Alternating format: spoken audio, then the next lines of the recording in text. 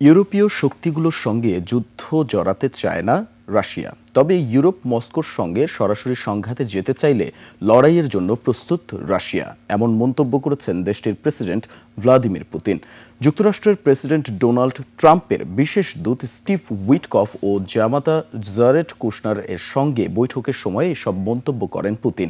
এ বৈঠকের লক্ষ্য ছিল ইউরোপের সবচেয়ে প্রাণঘাতী ইউক্রেন যুদ্ধ থামানোর আলোচনা করা।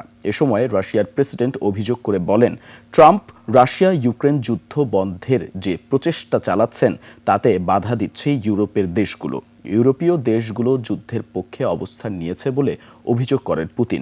এদিকে ডাবলিনে আয়ারল্যান্ডের প্রধানমন্ত্রী মিখাইল মার্টিনের সাথে দেখা করে ইউক্রেনের প্রেসিডেন্ট ভলোদিমির জেলেনস্কি জানান, যুদ্ধ বন্ধ নিয়ে আবার যুক্তরাষ্ট্রের প্রেসিডেন্ট ডোনাল্ড ট্রাম্পের সঙ্গে দেখা করতে প্রস্তুত তিনি।